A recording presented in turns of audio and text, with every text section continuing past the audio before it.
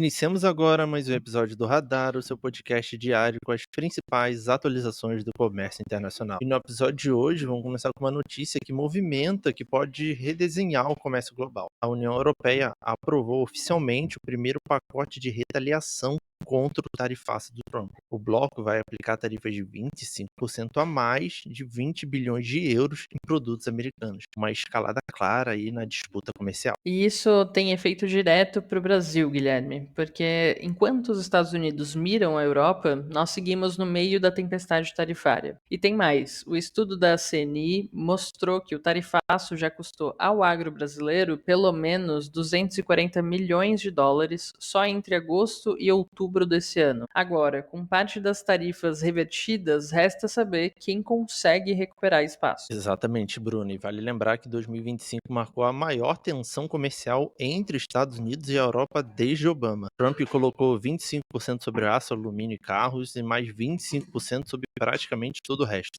A União Europeia respondeu agora porque entende que, se não reagir, pode perder competitividade. E os europeus também estão preocupados com a perda de mercado lá no mercado chinês. E tem um outro ponto aqui. Para o Brasil, esse conflito Estados Unidos-União Europeia pode abrir oportunidades. A Europa precisa diversificar fornecedores, principalmente em agro e minerais críticos. E isso se conecta com a agenda de Lula, que tenta fechar o acordo Mercosul-União Europeia ainda nesse ano. Quanto maior o atrito entre as potências, maior a busca por parceiros estáveis. Falando em estabilidade, eu vou trazer agora um detalhamento do tópico que você trouxe ali no início, a perda do agro brasileiro. Segundo o estudo do Globo Rural sobre o impacto do tarifaço, mostra a volatilidade que afeta diretamente o exportador brasileiro. Só o café perdeu 16,7% em valor exportado no trimestre do tarifaço. A carne bovina despencou 53% e as frutas frescas, que já vinham em queda, recuaram mais 14%.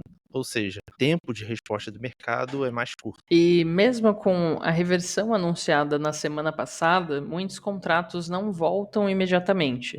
A CNI cita risco de perda de participação nos blends de café e nos canais de distribuição. Quando um importador americano troca o fornecedor brasileiro por Colômbia, Vietnã ou México, recuperar espaço leva meses, às vezes anos. Ao mesmo tempo, alguns setores conseguiram virar o jogo. A água de coco, por exemplo, cresceu 54% antes do tarifaço e, mesmo com a queda posterior, mostra resiliência. Já o café deve enfrentar pressão de preços agora que o mercado americano reabre. É um movimento clássico: quando volta a competitividade, o preço tende aí a se ajustar. Bom, no caso da carne, a leitura dos analistas é unânime. Os Estados Unidos dependem do Brasil. O rebanho americano está no menor nível em 74 anos. A demanda é alta, a oferta é baixa e a carne brasileira preenche essa lacuna. Ou seja, a reversão das tarifas não foi só diplomacia, foi uma necessidade econômica norte-americana. Vamos falar agora, Bruna, do terceiro grande destaque do dia: o avanço estratégico da Portunave em Santa Catarina, que está negociando a compra de 11 terrenos vizinhos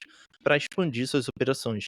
Estamos falando aí de quase 9 mil metros quadrados em área adicional, um investimento total no porto de 1,5 bilhão até o ano que vem.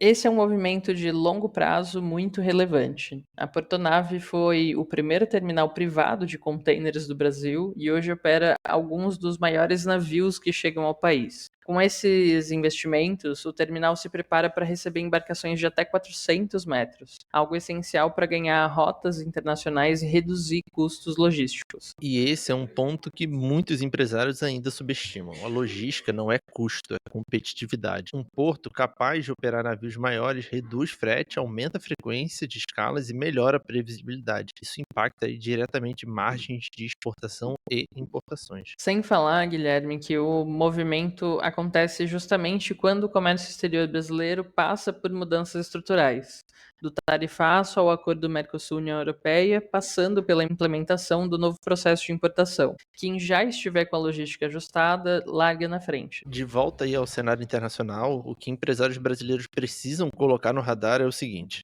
o conflito tarifário entre Estados Unidos e Europa tende aí a continuar. A escalada de hoje não é o fim e é a primeira rodada. E, historicamente, guerras tarifárias geram efeitos colaterais no preço global das commodities. E isso pode afetar café, carne, alumínio, aço, frutas e até mesmo o câmbio. Em momentos de tensão, investidores correm para o dólar, e isso mexe nas contas de quem importa e de quem exporta. Por isso, mais do que nunca, planejamento de médio prazo é crucial. E um ponto que chamou a nossa atenção e a gente repete aqui, que falamos no episódio de hoje, que pela primeira vez desde agosto, o volume exportado pelo Brasil sem tarifas ultrapassou o que ainda enfrenta 50%. Isso aí abre então uma janela de oportunidade para recuperar contratos perdidos. Abre, mas a disputa não acabou. 62,9% das exportações brasileiras ainda sofrem algum tipo de tarifa extra. E os setores industriais, de máquinas, motores, calçados e móveis, seguem fora das isenções. Ou seja, o agronegócio teve um alívio, mas a indústria continua na mira. E agora eu falo com você, empresário que nos escuta. A mensagem que fica aqui é clara: 2026 será um ano de reposicionamento. Quem entender rápido as novas regras do acesso aos Estados Unidos e acompanhar os próximos passos do acordo Mercosul-União Europeia vai ganhar espaço. Então é assim que encerramos o nosso radar de hoje e fica aqui o pedido para você deixar o seu like e se inscrever no canal da 3S Corp aqui no YouTube e visitar os nossos perfis no Instagram e também no LinkedIn, @3S Corp.